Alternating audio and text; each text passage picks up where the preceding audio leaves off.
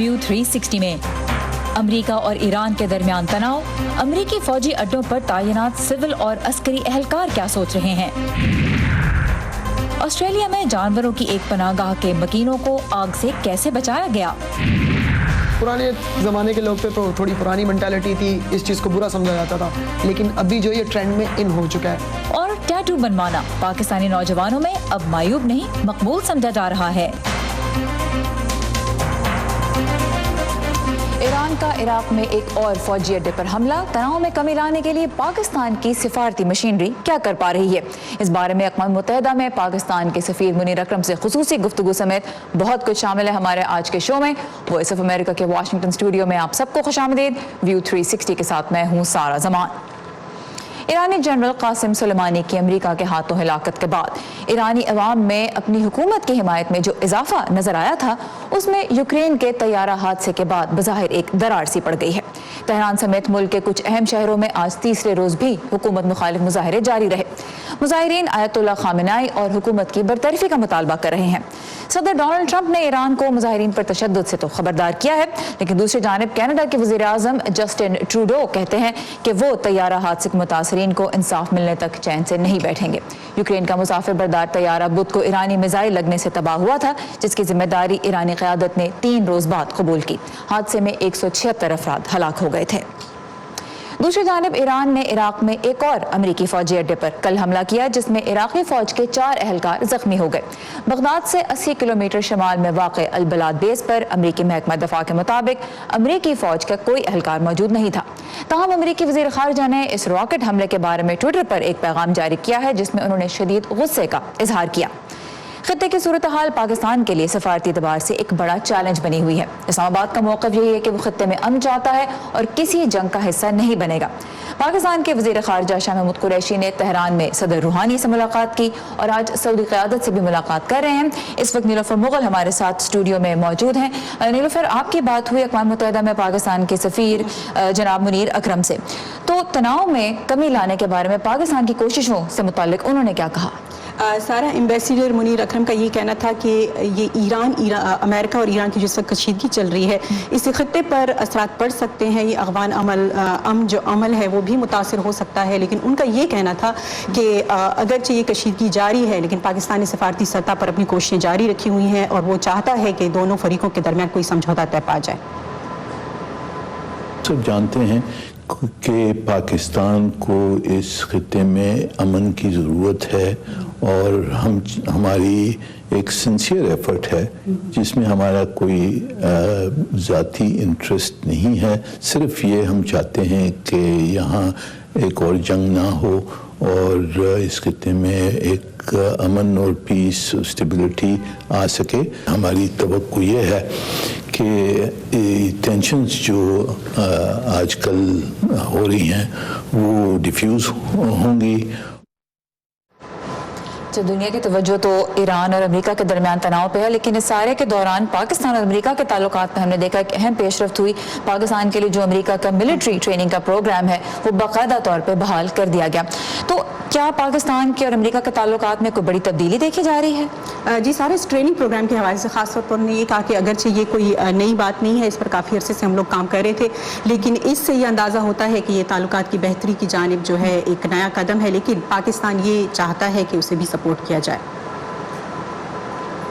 जो नॉर्मलाइजेशन जिसे कहते हैं, रिलेशनशिप की जो नॉर्मलाइजेशन है, उसमें ये एक फर्स्ट स्टेप है जिसमें उन्होंने रिकग्नाइज़ किया है कि पाकिस्तान के साथ भी हमने ताल्लुकात अच्छे रखने हैं। अमेरिका को अब थोड़ी ज़्यादा समझ आ रही है कि पाकिस्तान एक ऐसा मुल्क है जो चाहता है कि अपने खित्ते में अमन हो, क्योंकि हमारी पहली प्रायोरिटी है इकोनॉमिक एंड सोशल डेवलपमेंट।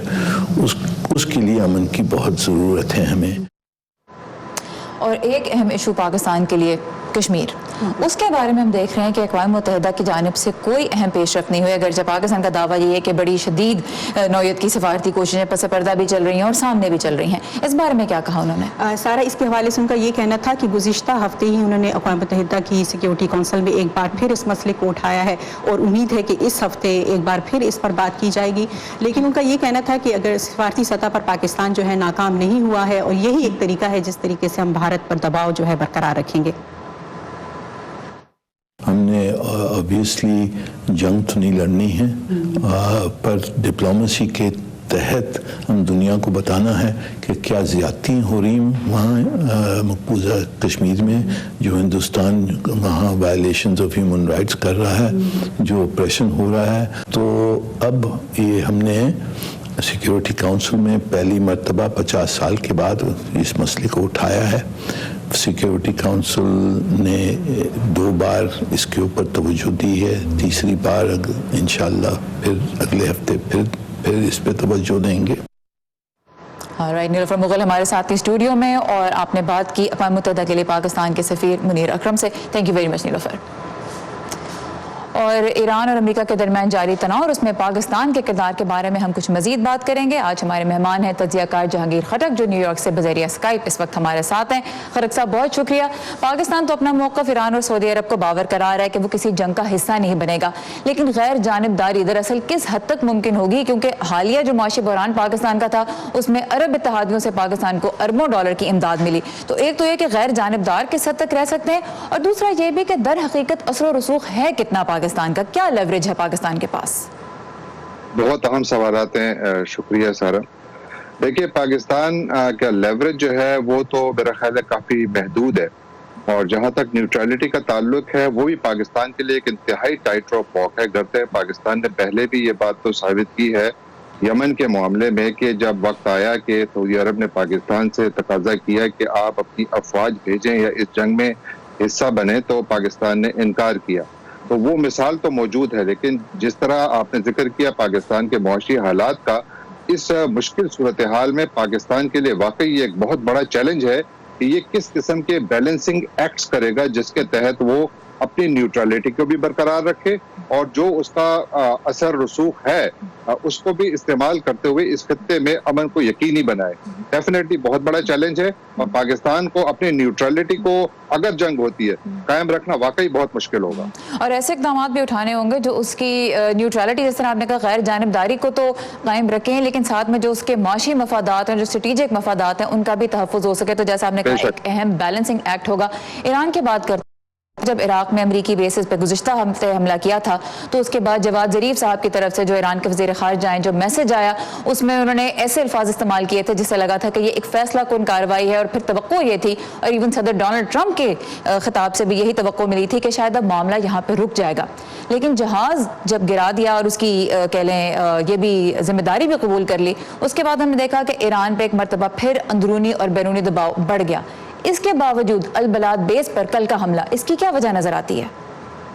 دیکھیے 2 عوامل ہیں۔ ایک تو یہ ہے کہ جب ایران کی طرف سے حملہ کیا گیا تھا عراقی بیس پر، جہاں پر کہ سعودی افواج بھی موجود، امریکن افواج بھی موجود تھیں، تو پہلا خیال تو یہی تھا کہ ظاہر ہے ریئیکشن آیا ہے، اور ایران کی طرف سے گرچہ کہا گیا کہ بس ہم نے یہ کر لی ہے، لیکن عام توقع یہی تھی اور خوف بھی یہی تھا کہ شاید یہ ایک ابھی پراکسی وار کی صورت میں شروع ہوگا آگے نیکسٹ مرحلہ، اور وہی نظر آ رہا ہے، کیونکہ اس وقت عراق میں ایرانین بیک کافی ساری ملیشیاز موجود ہیں، جس میں کتائب حزب اللہ بھی موجود ہے، جن کا لیڈر بھی جنرل سلیمانی کے ساتھ اپنی جان انہوں نے گوائی اس حملے میں۔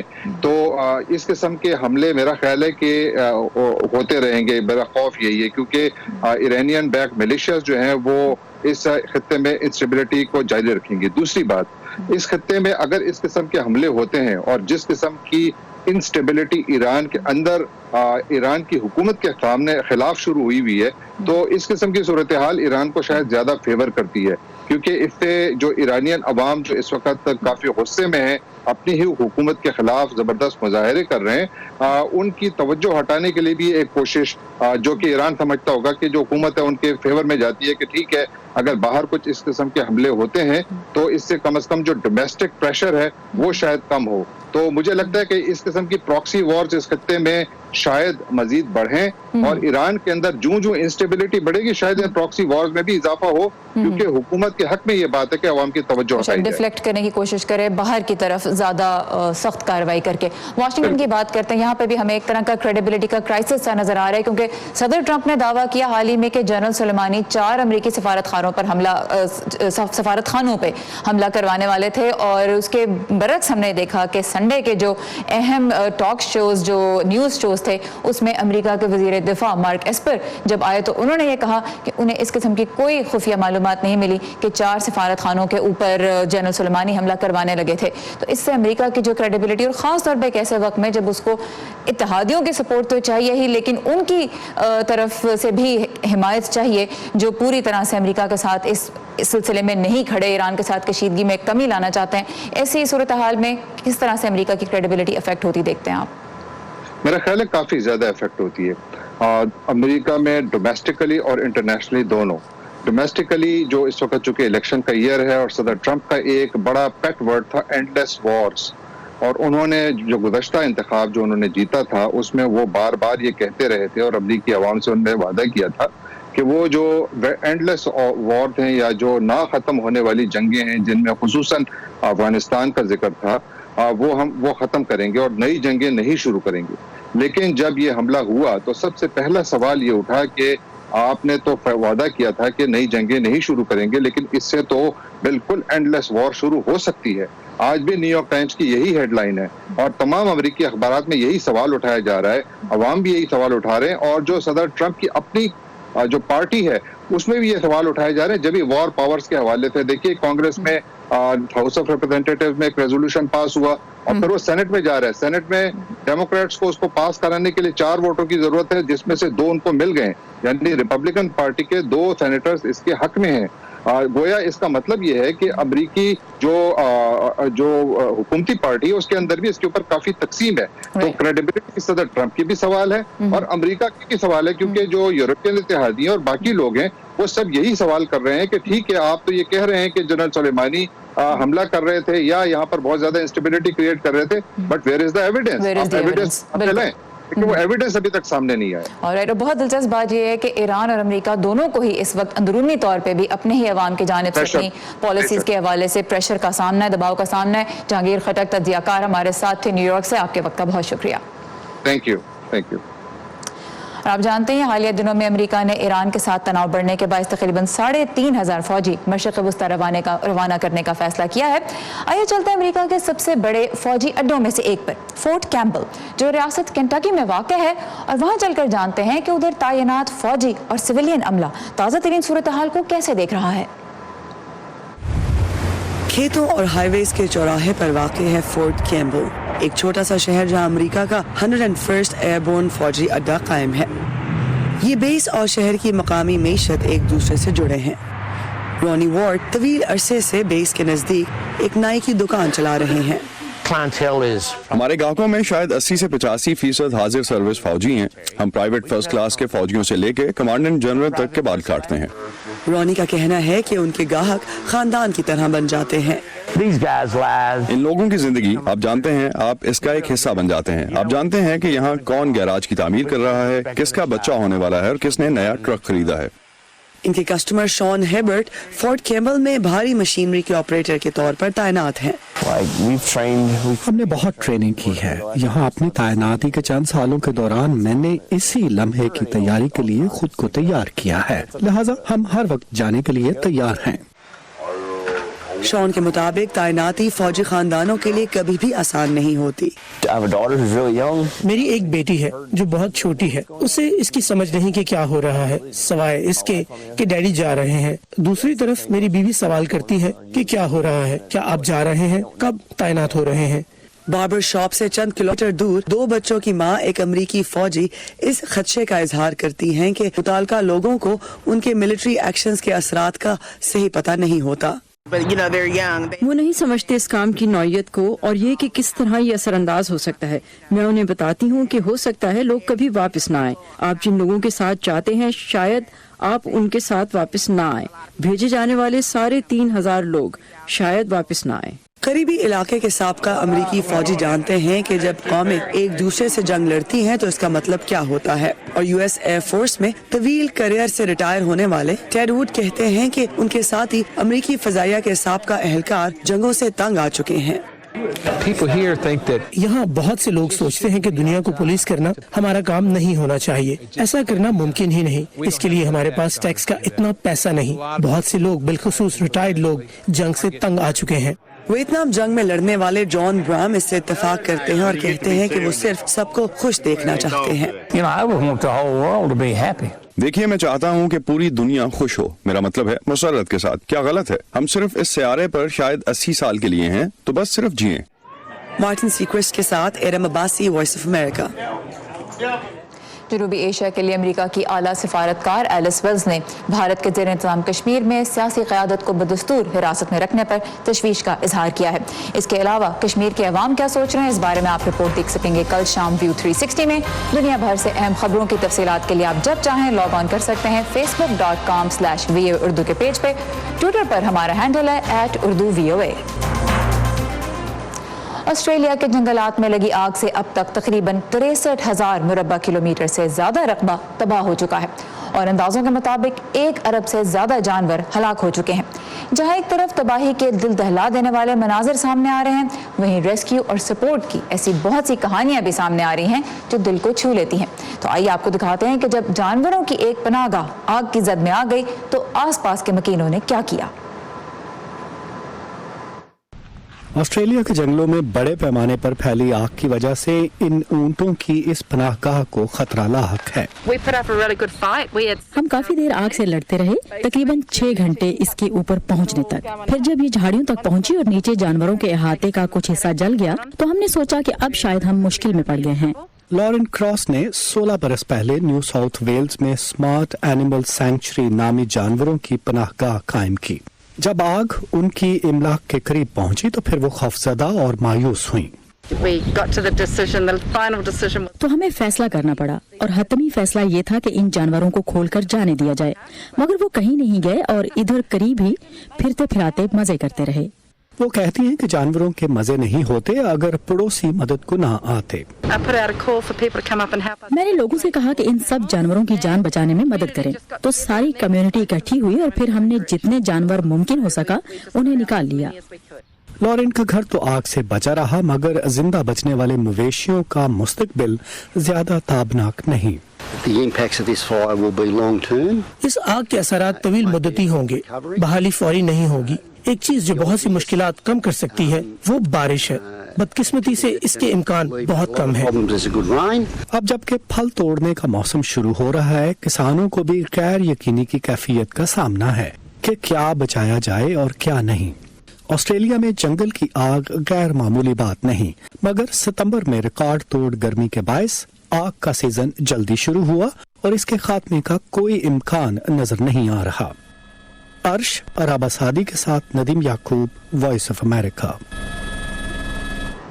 ऑस्ट्रेलिया के साथ साथ पिछले कुछ सालों के दौरान अमेज़न और कैलिफोर्निया के जंगलात में भी आग लगने से बड़े पैमाने पर तबाही हुई है और माहिरीन खबरदार कर रहे हैं कि कुदरत का नाजुक निज़ाम, जिसमें हर जानदार का एक अहम किरदार है, इंसानी सरगर्मियों के बायस खतरे में है। ज़मीन का 30% हिस्सा जंगलात पर मुश्तमिल है। 2018 में तकरीबन 30 मिलियन एकड़ जंगलात का सफाया हो गया, जो एक तरह से सूबा खैबर पख्तूनख्वा के कुल रकबे से भी तकरीबन 20% ज्यादा है। जंगलात का खात्मा क्यों हो रहा है? ज़रे रकबा और लकड़ी हासिल करने की खातिर, माहौलियाती तब्दीली के बायस जंगलात में आग लगने से और कानकनी के लिए। बरसाती जंगलात के इंतहाई बड़े पैमाने पर सफाई के लिए 5 मुल्क खास तौर पर जिम्मेदार करार दिए जाते हैं। एक तो ब्राजील, जहां अमेज़न के जंगल को कानकनी और ज़रूरी ज़मीन हासिल करने के लिए मिटाया जा रहा है। जमहूरिया कॉन्गो, जहां दरख्तों को लकड़ी के लिए वसी पैमाने पर काटा जा रहा है। इंडोनेशिया में पाम के तेल और लकड़ी की तलब हरियाली का खात्मा कर रही है। कोलंबिया में फार्क बागियों के साथ 2016 के अमन के बाद जंगलात तक रसाई बढ़ने से कटाई भी बढ़ी है। और आखिर में बात करेंगे हम बोलिविया की, जहां घने पेड़ों की जगह अब ज़रूरी ज़मीन और चरागाहें नजर आती हैं। नतीजा यह है कि जंगली हयात जिसमें पौधे, जानवर और दीगर बहुत सी चीज़ें शामिल हैं वो ख़त्म हो रहे हैं। ज़मीन कटाव का शिकार है जिससे सैलाब बढ़ रहे हैं और बारिशें बेवक्त और कम या फिर ज़्यादा हो रही हैं। आलमी हिद्दत भी बढ़ रही है। सो जब गर्मी बढ़ती है तो जंगलात में आग लगने का खतरा भी बढ़ जाता है, उन्हें बुझाना मजीद मुश्किल हो जाता है। तो एक तरह का एक साइकिल सा है जिसका आगाज़ अगरचे एक तरह से आप देखें तो इंसानों की ज़रूरतें पूरी करने के लिए होता है, लेकिन इसका असर सब पे पड़ता है, इंसानों पर भी। ऑस्ट्रेलिया में लगी आग के लिए भी माहौलियाती तब्दीली और इंसानी सरगर्मियों को ही जिम्मेदार करार दिया जा रहा है। ताज़ा तरीन खबरें, अहम वाक़यात, ऑडियो वीडियो रिपोर्ट्स और तज्ज़िये देखने, सुनने और पढ़ने के लिए डाउनलोड कीजिए VOA उर्दू की नई ऐप। खबरें अब हर वक्त आपकी मुट्ठी में। जिस्म पे नक्शो निगार या टैटूज बनवाना बहुत से मुल्कों में पसंद किया जाता है। पाकिस्तान के बेशतर हलकों में अगरचे इसे मायूब ही समझा जाता है, लेकिन टैटू बनवाने का ट्रेंड पिछले कुछ सालों के दौरान पाकिस्तान में भी बहुत मकबूल हुआ है। इस तब्दीली की वजह जानने के लिए कराची में हमारे साथी मोहम्मद साकिब ने टैटू बनाने और टैटू बनवाने वालों से बात की। आइए देखते हैं। महक हुसैन 4 साल से टैटू आर्टिस्ट के तौर पर काम कर रही हैं। ये फन सीखने के लिए उन्होंने इंटरनेट खुसूसन YouTube से मदद हासिल की और अब वो इसमें माहिर हो चुकी हैं। मुझे यहाँ पे कोई इस तरह का इंस्टीट्यूट या कोई जगह नहीं मिली, सो आई डिसाइडेड कि मुझे ऑनलाइन ये चीज़ सीखनी चाहिए and it really help me. YouTube basically और टैटू यूनिवर्सिटी के नाम से उस पर जाके मैंने lining, shading, every single thing, technical work, सब कुछ मैंने वहीं से सीखा है। इस आर्ट से वाबस्ता अफराद का कहना है कि इनका कारोबार तेजी से तरक्की कर रहा है। पिछले कुछ सालों के दौरान टैटूज बनवाने वालों की तादाद काफी बढ़ी है और इसमें खवातीन भी शामिल हैं। पिछले 2 साल में काफी बढ़ा है। 70% ऑफ मेजॉरिटी यहाँ पे आ रही है, क्योंकि पहले लोगों के पास जगह ही नहीं थी। वो लोग थाईलैंड, दुबई, मलेशिया जाते थे टैटूज करवाने। मर्द ज़्यादा प्रेफर करते हैं ज़रा सा मस्कुलाइन हो, डिज़ाइन बड़े हो, हाथ भरा हुआ, as compare to other hand female जो औरतें होती हैं वो ज़रा मिनिमलिस्टिक टैटूज अप्रोच करती हैं कि ज़रा छोटे डिज़ाइन हो, ज़रा सा मिनिमलिस्टिक हो।